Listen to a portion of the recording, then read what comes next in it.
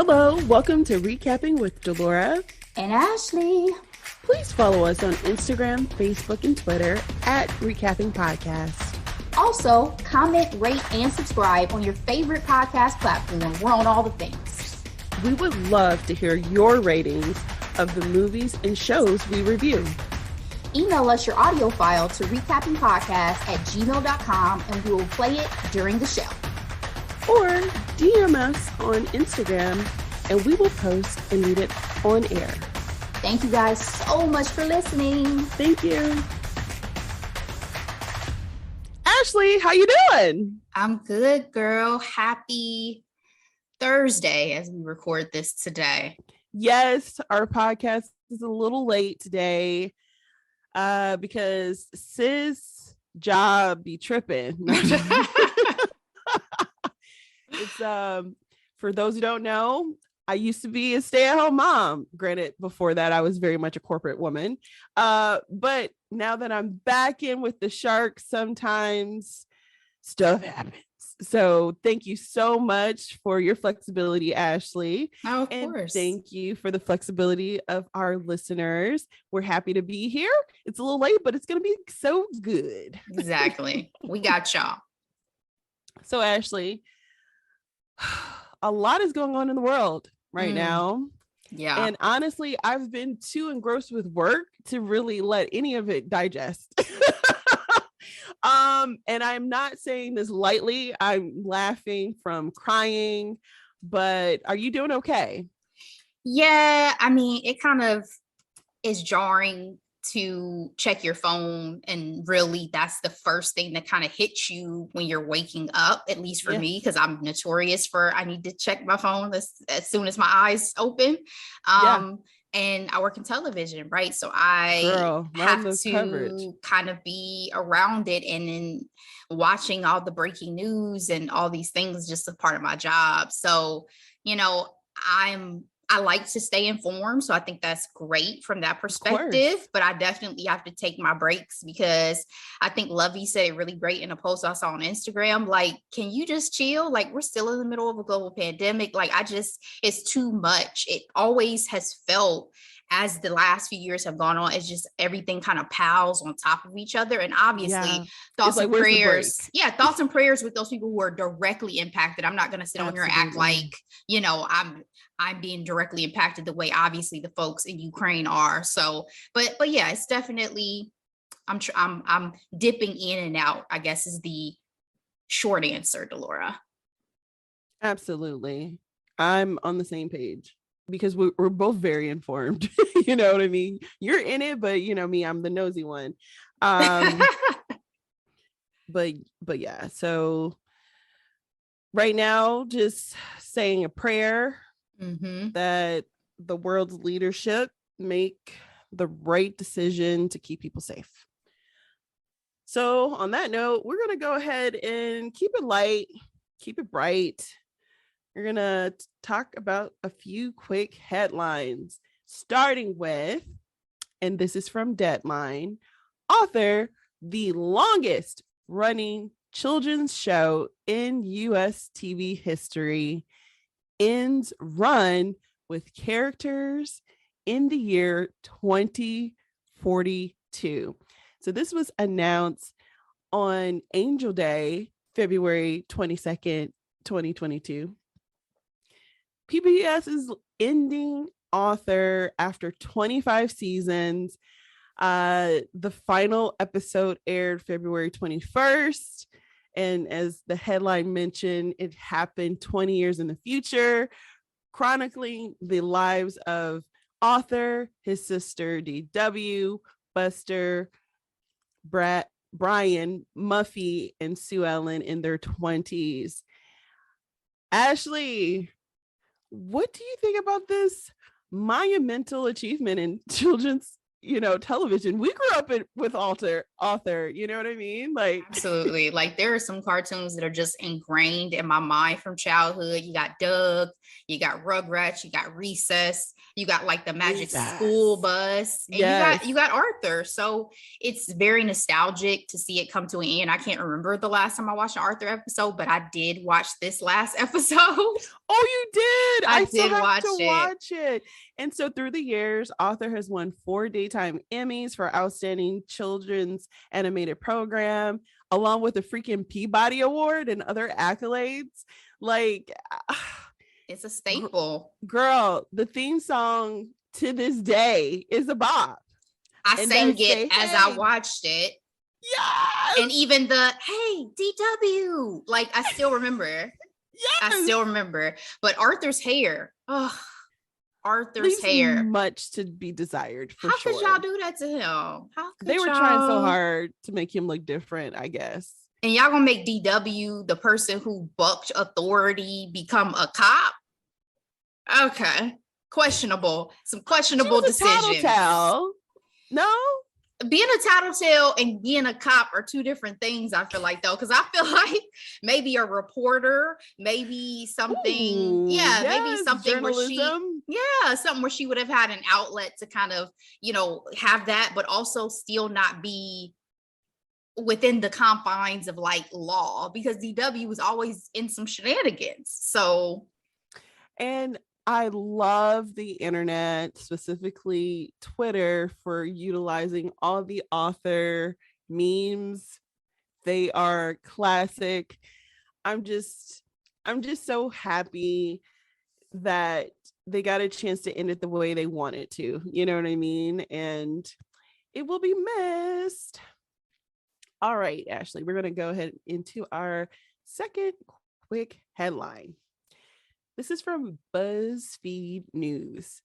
A misunderstanding about queens of the Stone Age may have caused Hollywood unlocked shocking (parentheses) and false claim that Queen Elizabeth died.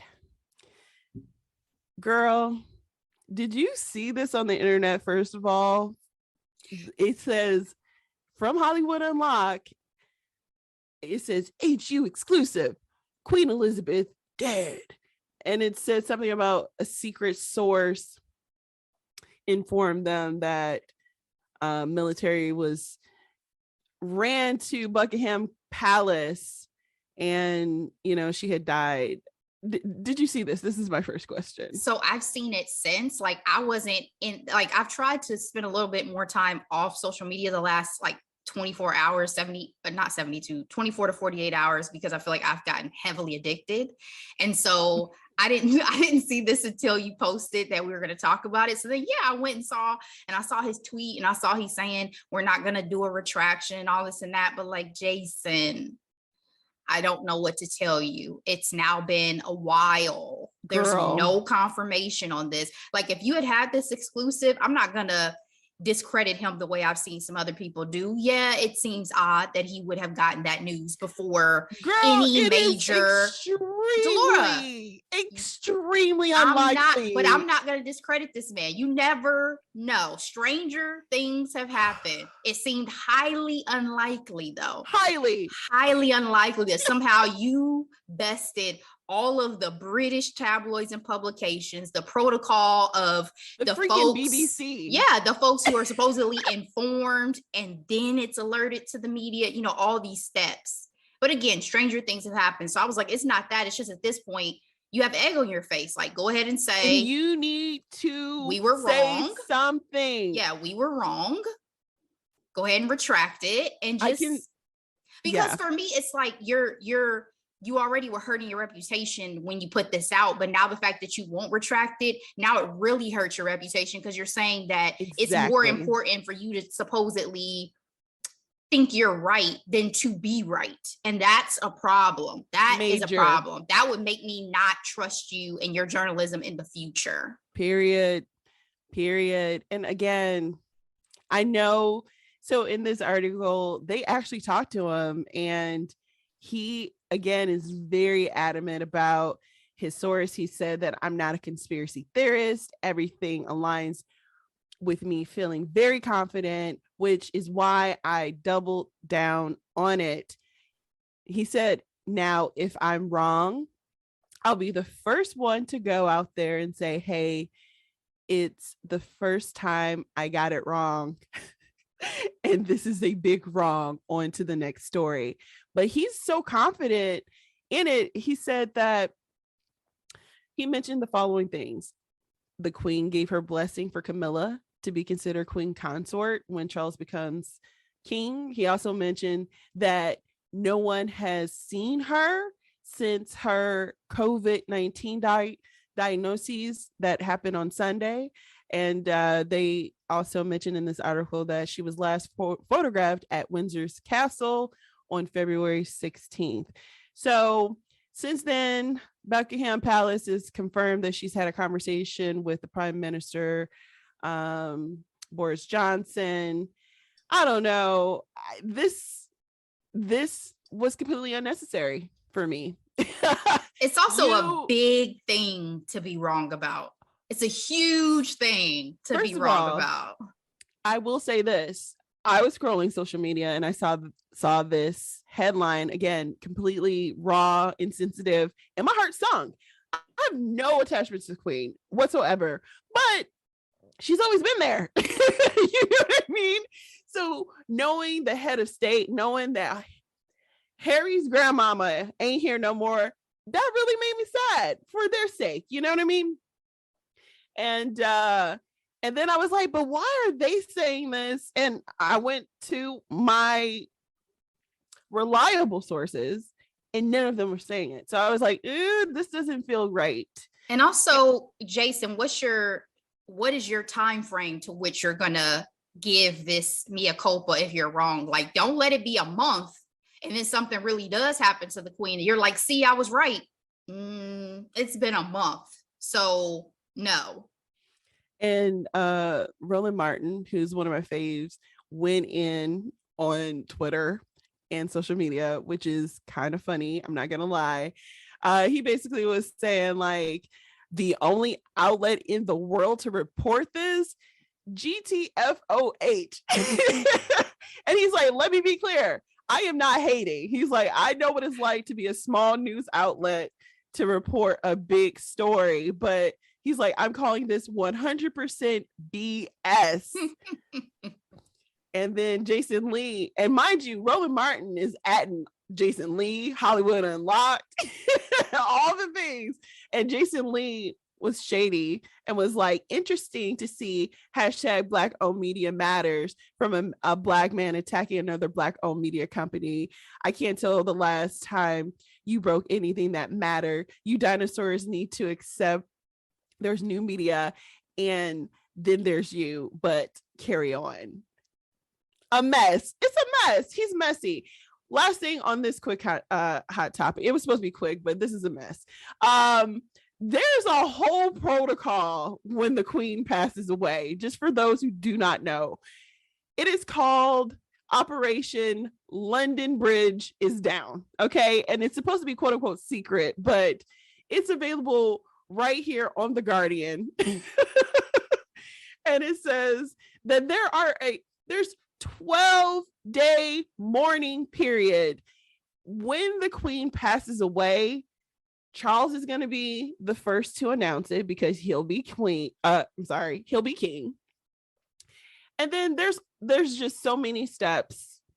All the world leaders are going to be informed first before Hollywood Unlocked. Mm-hmm. You know, so I said it's highly, highly unlikely, Jason. But if you really felt in your spirit that you had this story, okay, my question to you is, when is the time that you're going to reverse course if this news is never confirmed for you? Because, don't come back a month or two from now, and if God forbid something really does happen to her, you're like, hey, I told y'all. Like, no, you didn't, sir. No, you didn't. That's not something to be excited about. Like, it's not at all. It's not at all. That's really gross, actually. But I'm just saying, I'm just curious to see how this plays out, I guess, at this point. Because my thing too is like, Jason, maybe this is your enemy setting you up. Like, Have you considered that, sir? Anyway. I wonder how many friends in Hollywood he's going to have after this.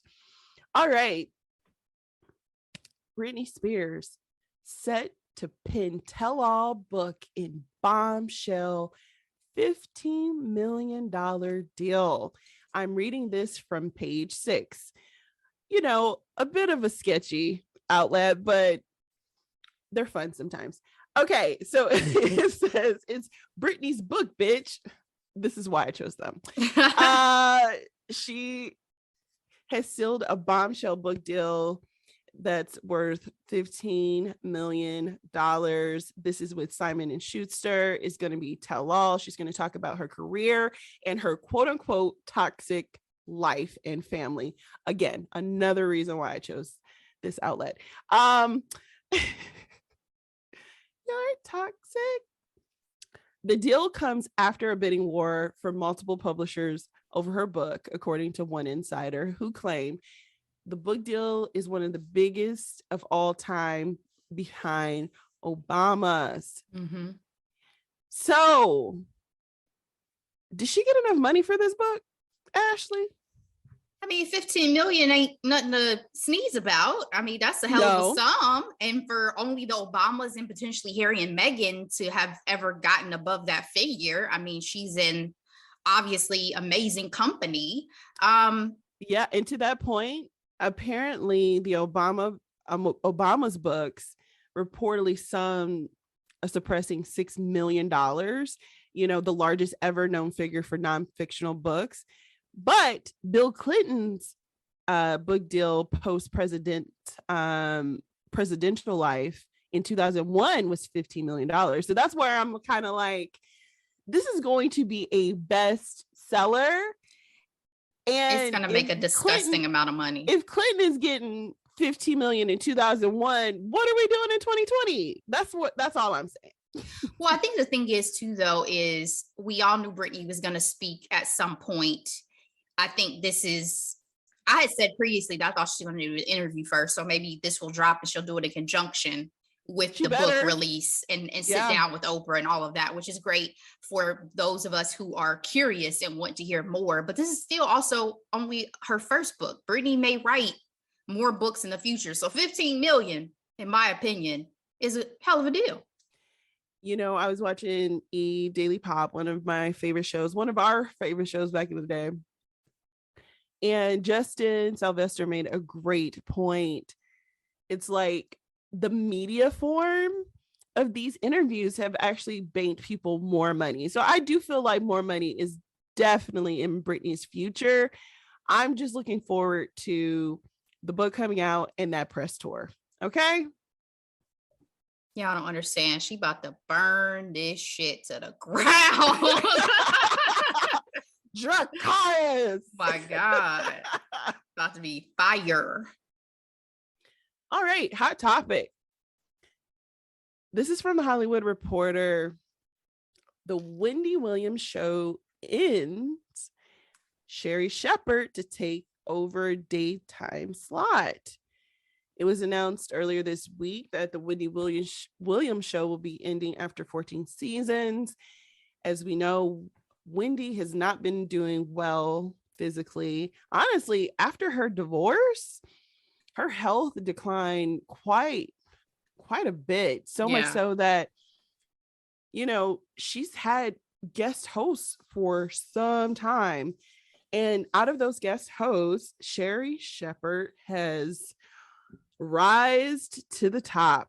As we all know, we love Sherri Shepherd. She was a former co-host on The View.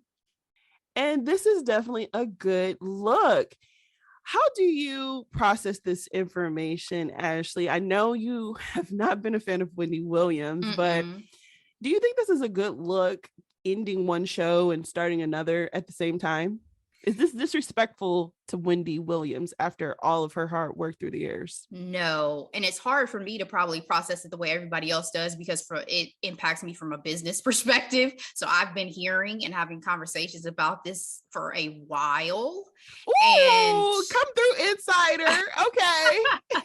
And I just think that it was understood that potentially this shift really had to happen, because again, this is business at the end of the day.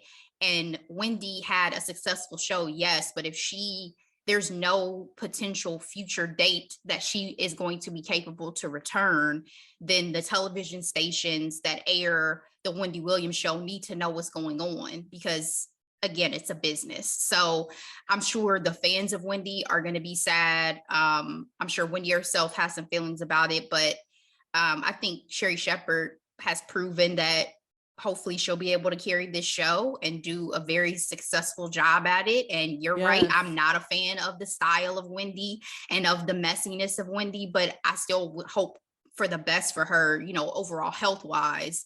Yeah, I mean, my thoughts are, I think, probably a little different than everybody else, but at the end of the day, the writing was on the wall. If Wendy wasn't possibly going to be able to come back, then we have to do something about that. So that's a great point. I have a very mixed relationship with Wendy Williams. I appreciated that she would always tell it like it is, but more often than not, she would get really nasty and it would be really hard to consume. Like, there was a time I used to look forward to her Hot Topics because I knew she was going to give the tea, right? And let's keep it 1,000. She really had a talent. She really has a talent for it, obviously, because it's like it was her by herself. The fact that she modeled her show, and she said this many, many times after The View, which is a panel show, and she does it all by herself, that's truly, truly impressive. So I will say this. Yes, her show is coming to an end, but I think she should do a mixed media situation, like, a podcast that's, like us in some ways, right?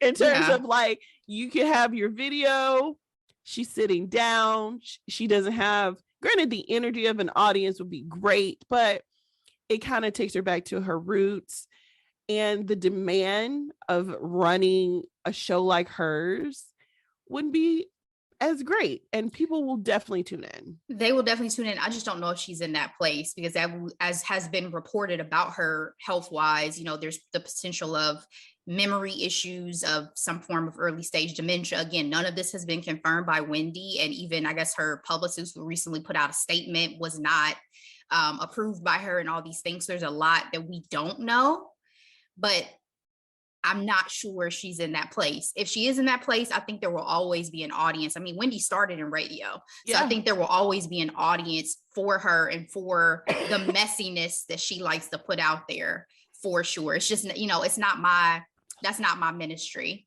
because at the end of the day, I feel like that negative energy you're putting out there, that tea you're spilling, that's why when some shenanigans go down, that level of empathy is just not the same. It's not there.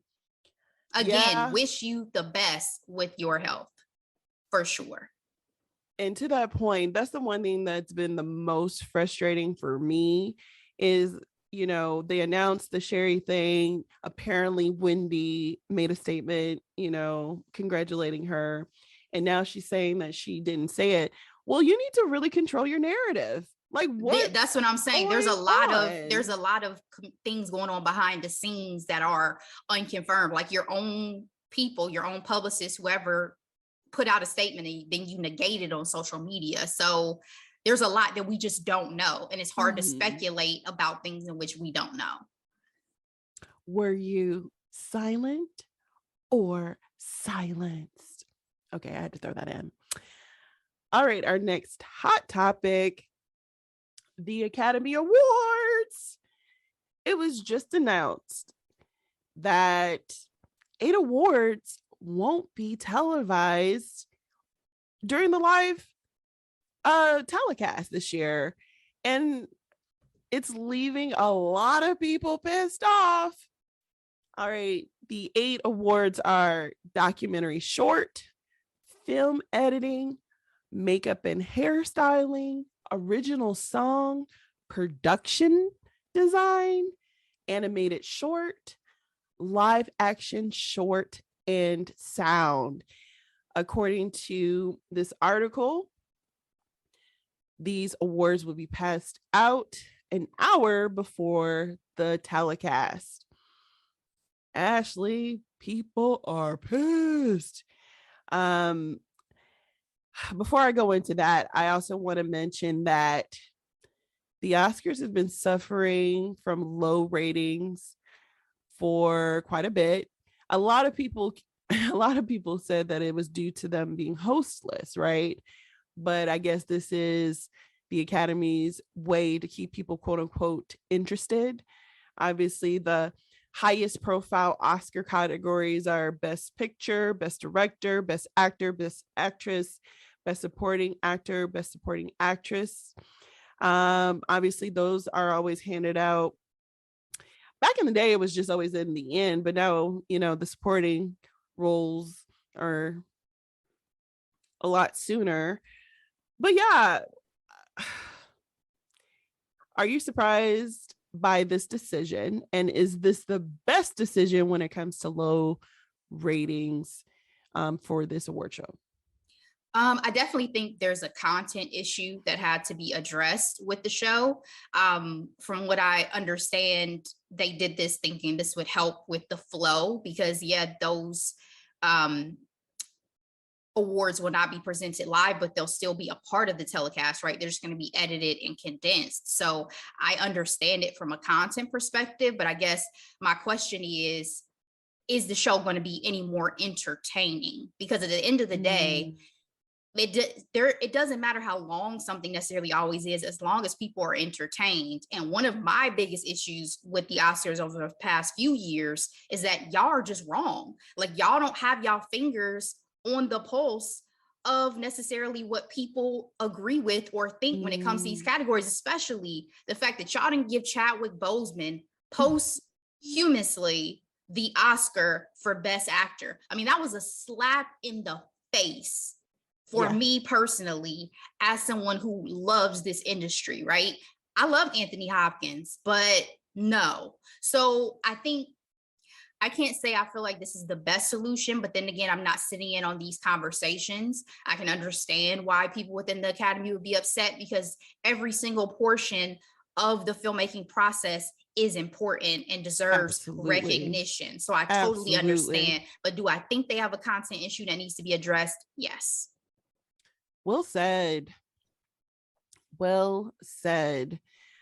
Our fave, Hannah Beachler, she's outraged. She's out here cussing out the Academy on Twitter. She's like, one of her latest tweets, she was like, so Academy, are you telling me VFX is accepting an award the night of an event, but not production design? Like, and that's fair to say, because I mean, all the mediums are so super important. Original song, are you kidding me? The documentary, like, so we're not gonna see Summer of Soul. Like, I don't understand. Oh, this is documentary short, but still, but we're still gonna see them though, Delora. It's that they're going to be, they're not going to be live. Yes. So and edited. It's as if saying, oh, well, whoever wins Best Actor or Actress, they deserve to have their moment in their long-winded acceptance speech versus this other category deserves to be edited down for time so that we can continue to move on with the flow. Again, it speaks to the fact that you're trying to say that not every category is important. And I think probably what the Academy is trying to say is it's not that every single category isn't important, but we have to do something, right? We have to do something for flow. We have to do something. I just don't necessarily agree that this was the thing, because is the show going to be any better? Did y'all make some good decisions? That's a great point. And I want to highlight this tweet. One last one. She says, "Dear Academy, so you're literally saying that me winning an Oscar and making history and showing young Black and brown creatives it's possible wasn't actually important, that production design is just whatever. But please make sure and air fan favorite Twitter BS." And we actually talked about that new category and everything too. this is a very interesting decision. It's interesting in this article that I'm referring to from the Hollywood Reporter. Apparently they made this announcement the other day and have since declined to comment. So they kind of just was like, all right, here you go. Let's throw a grenade. Well, remember, they tried to eliminate some categories from the live broadcast previously, and that received immense backlash, so they backtracked. Yep. So they're trying it again. They're trying to do this condensed version. We'll see how it goes. I read there's some other awards who do this, like the Tonys, things like that, but we're gonna have to figure some stuff out. Academy Awards. I mean, I think all of the award shows, as we've seen, and just across broadcast, there's viewership down because there's so much competition for eyeballs. Usually live events still bring in, but especially sports. But I just think, the Academy has lost people for many reasons, and time is not necessarily y'all issue. Excellent point. And on that note, we're done with Hot Topics this week. So Ashley, what's our next podcast? So you've mentioned Hannah Beachler a couple of times. I sure did. That's because our next episode, guys, is another In Conversation. And guess what? It is with the Hannah Beachler herself. Okay. Academy Award-winning production designer for Black Panther. Girl, she's the only one. Black person, you know what I mean? Man, woman, doesn't matter. You know what I mean? History maker. And we love that we're talking to her right as we're wrapping Black History Month and to kick off Women's History Month. It is an amazing moment for the podcast. So guys, tune in for that. Drop it on Tuesday. And share with your friend circle, okay? Absolutely. We love y'all. Love you, Ashley. Love you too, girl. Bye.